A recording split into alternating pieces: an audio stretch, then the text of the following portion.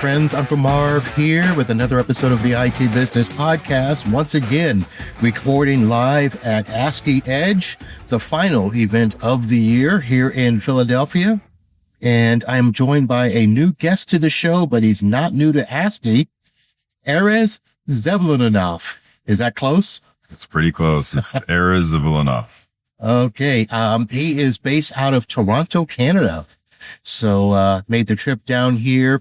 Now, the first question I'm going to ask you has nothing to do with tech or ASCII, but how cold was it when you left Toronto to come down here compared to what it is here? Not bad. Actually, very similar. Really? Yeah, we were pretty much almost the same temperature. Okay. Because I'm from Florida. Yeah. So Florida is a whole different animal, but Philly and Toronto are pretty much the same, sort of like New York. They're all relatively the same. Okay. Get All ready right. for winter. Nice. Winter. That's a horrible word. Yeah. All right. So just to give people a little bit of idea, I know that you're up there in Canada. You've got experience MIT Consulting. Is that correct? That's correct. And, Telecom Corporation or Yes Telecom. That's right. Corporation. What's your MSP focus right now? Well, for the last couple of years, it was all around cybersecurity and building out our cybersecurity solutions. In the last year, it's been around building out our AI practice. So, we're big partners with Microsoft. We also have a relationship with Google. And, there's a lot of inquiry about it. So we're trying to figure out what our offering is going to be next year. We don't have experience building out Microsoft Studio, and there's no real products yet on the market. So it's kind of like you have to carve out something for yourself. Okay. And I think right now we're in that infancy stage that we're trying to kind of come to the market with some solutions Right. that most customers are going to be looking for. So that's been a major focus that we've been working on in the last several months. Okay. Do you have devs on staff?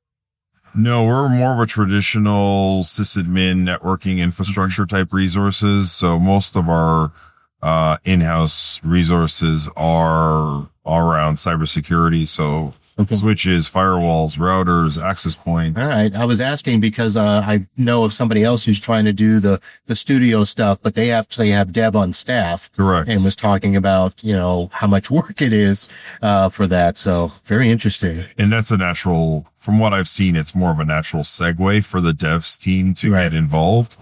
Whereas when you've been maintaining servers and firewalls for the last 15 years, it's a bit of a forklift operation to kind of transition to doing dev around Microsoft Studio. Okay. As we transition to ASCII, and I want to ask you a lot about ASCII Spark, let me ask, how long have you been a member of ASCII? Definitely north of 10 years now. Okay. I would say maybe even pushing 15. Originally got involved with ASCII because I wanted to know more about the industry. I'm actually not a technician by trade. So almost 25 years ago when I started the company, it was just out of necessity. I was good in sales, started selling product. And then eventually we got into managed services. And then I found out about ASCII. And so from that relationship, it had transitioned into managed services and got to see the whole MSP business come through, most of it through ASCII. Okay. And all the vendors sort of percolated at ASCII before it even hit disti. Right. Okay. So you said something that just took me completely off course. You started your business not being a tech. Yep. That is absolutely the reverse of 99% of the people here. Yep. So you started the business just to sell? Yeah, I came in from the management consulting industry. So I was actually more in the venture capital mergers and acquisitions during the dot-com era. Okay. My focus was in technology, but technology as a business management consultant. Okay. So I had no certifications, no Microsoft background, none of that. And then when the market crashed in 2001, I was left basically unemployable for a while. And so I started helping companies acquire computers and infrastructure and basically, it's like a broker type thing. Basically that's what I was. And then I was also project managing, as part of that vertical. And then in 2005 is really when we started kind of becoming a business in real perspective. And then in 2009, we actually transitioned to managed services as we would know it. So I ask that because that's an interesting path. And I sometimes wonder people that started from that side, why they wouldn't just stay, because there's money to be had there without all the technical worries and stuff. So what was it that actually made you get that first tech on staff to help? Well, ironically, I knew people right away to help me deploy some of the projects that we were doing. So the guys that were doing the IT for the firm that I was working for, I actually started outsourcing them to actually do the work for me. Nice. While I was moving the boxes and stuff like that. And then when I was at Disty events, back then Ingram, and it was actually Tech Data, and there's several others at the time. And what was interesting was they started talking about the cloud, and I would like to make references funny. So this product called Level Platforms came up on the planet, and ironically, Rob Ray was actually my account manager, who sat in my office and told me, you're going to sign up, and I'll try to use this, you're going to sign up for this thing and you're going to make money. and this is Rob, we're talking like almost now 15 to 20 years ago, sat me down and told me about Level Platforms, and he got me onto this thing and kind of showed me the ropes on it. Cause again, I'm not in the industry. Right. And, I think my business at the time was literally in a 500 square foot office with like 3 people in it. We had no idea what we were doing. And, but that was the starting point of us becoming a managed services to what we were. Interesting. I wonder about those early Rob Ray days, touring around Canada, just, walking into businesses and stuff. And so my first question is, how did you get Rob Ray in your space? Like, did he contact you, or had you filled out, a form looking for assistance? Yeah, that was Ingram Micro. Ingram Micro was a leader at the time. They had a program called Seismic, and Seismic had picked up Level Platforms, and he was the brand ambassador back then. Gotcha. Or channel manager back for Level Platforms out of Ottawa. We're talking 2005, 2006. Okay. So 20 years ago. 20 years ago now. Oh, geez. Yeah. It's that long ago. Yeah. All right. Love to get those little nuggets out there. So I want to make sure that I do right by ASCII, because one of the reasons that we got you onto the show was to talk about ASCII Spark. Yeah. You are one of the Spark leaders, yes, leading the peer groups. For those that are skipping other episodes where we've talked about Spark, it is the ASCII version of the peer group. It is free if you're an ASCII member. They are geographically distinct, so you're not having somebody that's down the road in your group. And for the most part, you are similar size, similar revenue. So you're talking with people that are going through the exact same path as you. So that describes Spark, but tell me about your experience with getting started with Spark, and when did you start out as a leader, or did you graduate to the leader? Yeah, so I believe Ben and Jerry and a few of the management team approached me as being one of the founders. So I have been one of the founding Spark leaders from inception. It's going back now about 5-6 years ago now. Maybe it's a little bit longer. Time flies, especially during the lockdowns. But yeah, I've had like several years prior to that, involved in other peer groups. So I basically took a little bit of lessons learned out of that. And, fortunately I was able to carry that over to our particular group, which really, in the beginning, it was a hard start because a lot of people didn't have, the right expectations, the reasons why they were there. They just kind of all got together and everybody had their own idea. Right. Some people wanted to talk about products, some people would talk about services. And so we kind of threw spaghetti on the wall. And the good thing now is that the group that we're in the last 24 months, let's call it, we've now, congealed. We've kind of formed together. We actually understand each other's businesses. And we've gotten tremendous value because we're now leading the question about how can we all grow our business an extra $1 million next year. Right. And so that's sort of our goal as a group, which has been tremendous for us because we're actually supporting each other because we're not in competing markets, right? Nobody's in their backyards. And so we're just out there helping each other, knowing that we're not really in competition. And if anything, if I'm benefiting from this deployment or this decision, chances are they're all going to get the same benefit. Right. You mentioned something that is I don't want to say it's a problem. That's not the right way to look at it. But yeah, when members first get together, regardless of the peer group, there's always that initial, concept of, are we all here for the same reason? And obviously not. We all have different goals for our businesses, both personally and professionally. But one of the things I think that really has made the Spark groups great is that once you do get that footing and everybody starts realizing that, look, we're here to help each other. That's where things really start to take off and you start being open with the questions that you're asking and with the help that you need and stuff. What kind of stands out to you as some of the big, wins that have happened in Spark, either by you or one of your members? Anything stand out? There's been a lot, actually. The bigger you get as an MSP for us has been, every decision is worth almost $100,000 to $500,000 in an investment between time, effort, money, resources that you would invest. Right. Obviously when you're a smaller MSP, every decision potentially is your last dollar. But for us, it's large investment. So what we've done now is every, call it product selection that we are anticipating to transition to, because there's always an evolution, like AI products and RMM tools and PSA tools. So what we're doing now is we table various options that we're all considering.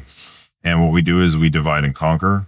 So, okay, I'm going to try out this cybersecurity tool. I'm going to try this one and you try that one. These are the top 3 or 4 picks, and let's all take a hack at it. And before we actually make a decision, we'll get our respective companies to try them out, negotiate, and then come back and then do like a pro and con or plus minus on each one. Right. And then usually one of the members will even volunteer to roll it out for like a 3-month trial and say, okay, this is working out amazing. Okay. I think we made the right decision. And then the rest of the group will actually jump on it. Okay. Saves that time to market. I was going to ask that. So I'm going to assume that I'm a smaller MSP than you.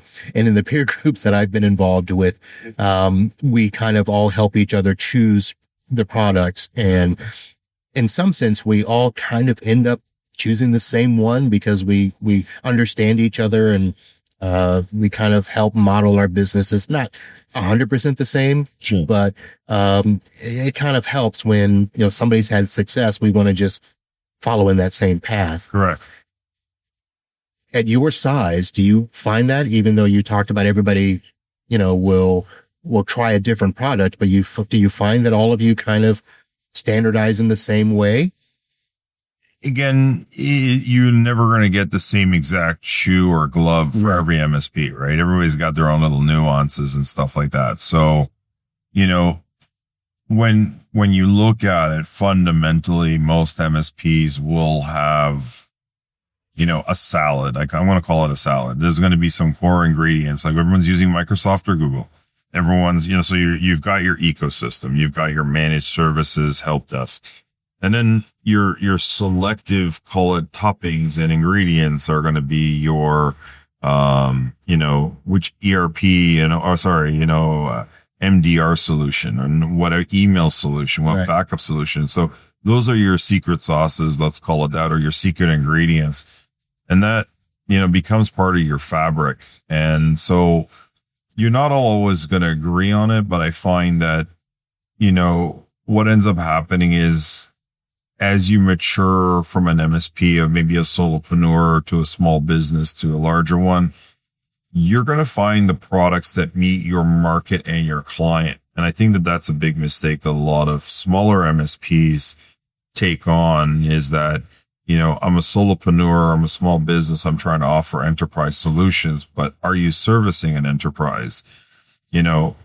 are they going to want to spend, $200-$300 a month on managed services where you're a solopreneur or a small business? Chances are maybe one or two or a small percentage of your clients are going to want to do that, where the bulk of your clients are assuming, I'm coming to you as a small business. I'm looking for a small business solution, right? Not at $300-$400 an endpoint. Yep. So, and the beauty of ASCII is that 80% of the due diligence around small business is already been vetted, because most of the partners that come to the table here are geared for SMB mid-market.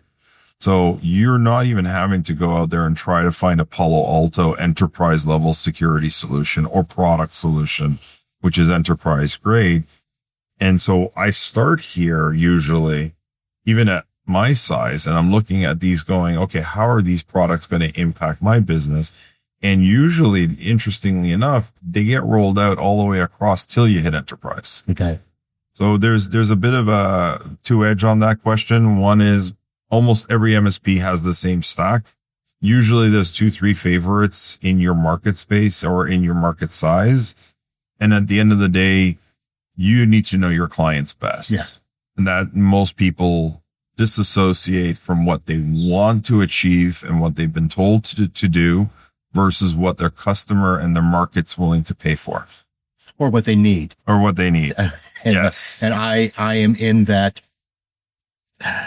That's my lane, that hybrid lane, where I do have a couple of customers where they're going to pay more for the services because they need them. They're larger and they need that, whether it's security or, secure remote access or whatever.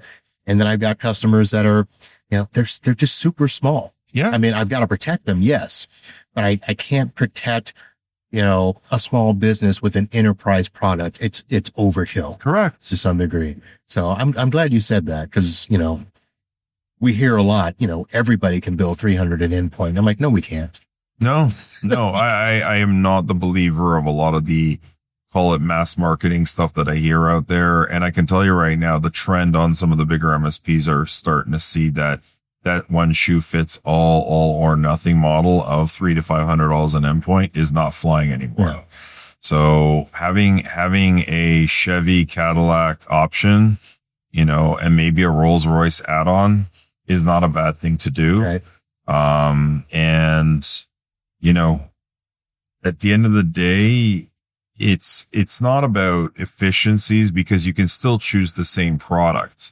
So if you're with, for example, let's just use SentinelOne. They have multiple offerings. Yeah. From control to complete to now their new Lighthouse offering. Like, you can buy fractions of their solution stack and, threat down, there's a whole bunch of them over here. Right. that are going to give you that option where you can start with smaller bundles and move your way up to like the entire ecosystem. Yep. Blackpoint Cyber's doing that. They just offered their Essentials product.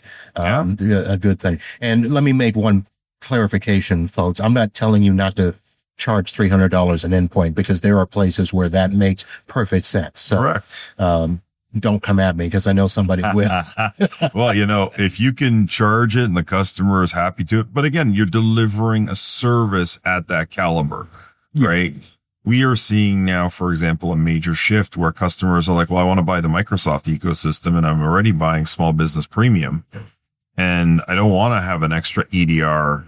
I'm just going to have an MDR. So I think like Huntress and a few others, even ThreatLocker, now have an MDR for Windows Defender. Yeah. And I can tell you right now, there are some big players out there, like $100 million MSPs, that's their stack.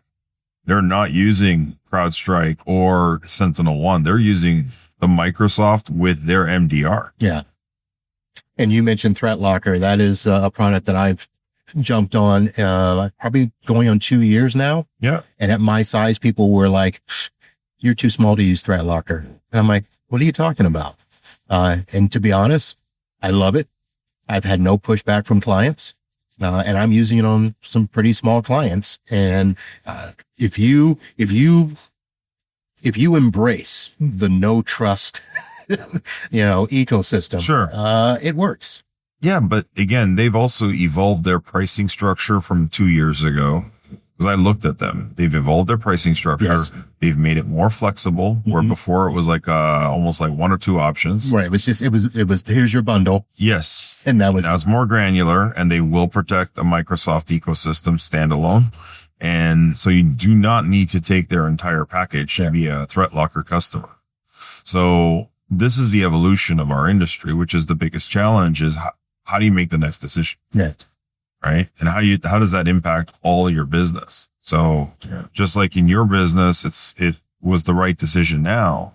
The question now, is it going to be the right decision when AI hits the market? Well, that's a whole nother discussion. Yeah, we can do another episode about that whenever you want. I was going to say, Erez, we really went off course there, but I appreciate that. I love, this is what happens when you guys, get together here at an event like ASCII.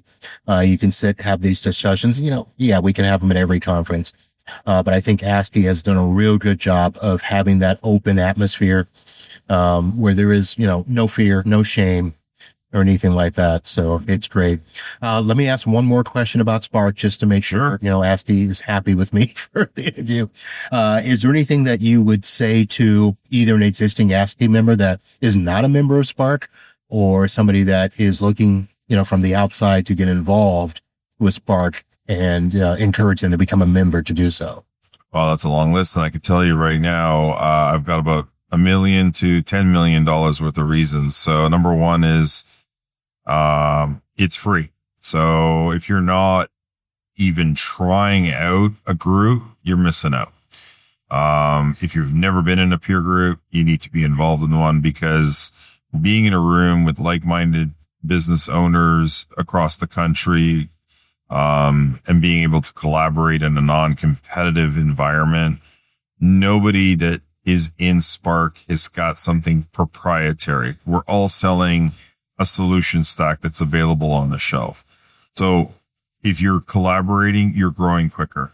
Second, knowledge trading is the fastest way to adopt any sort of industry or being able to be a leader in your market. So why would you try to learn it on your own? Being in a group of 10, 15 entrepreneurs that are trying to do the exact same thing as you do, and you're meeting once every 2 weeks to once a month, depending on your group, is going to be the best hour of your investment for the month, because you will learn 10 times more than you starting to read online or ask ChatGPT what the next thing I got to do. Finally, I can tell you that most members that are in the right group and ask the right questions tend to grow. And in all cases in our group right now, most members in my chapter are growing at an average of 5 to 15%, year over year.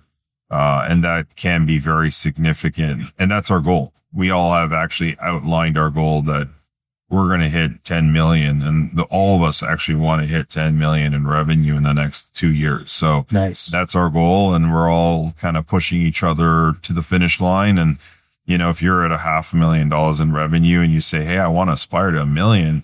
Well, if you're in a room full of people that are in the same $500,000 boat and you all want to get to the shore for the $1 million jackpot, hey, guess what? You're going to row together much better than you rowing up by yourself with an oar. Absolutely. So that to me is one of the best analogies I can say. And I would say that it's easier to do it with a team than doing it by yourself. And it's free. It's free. So you cannot ask for a better deal, because any other peer group I know out there is costing you money. Right. Absolutely. Well, there you have it, folks. I'm going to leave it at that because that was well explained. I don't need to add to it, but, Erez Z, I'm going to not try to butcher your name again. That's okay. MIT Consulting out of Toronto. I will have his contact information. If you're an ASCII member, you have seen him around, and feel free to say hello. But Erez, thank you very much. Thank you. That's going to do it, folks. And we're going to finish off here soon from the ASCII Edge, the final event of the year, the ASCII Cup. Are you dressing up tonight? Unfortunately, I left my boxing gloves in Toronto. All right, we will see everybody later and talk to you soon. Holla.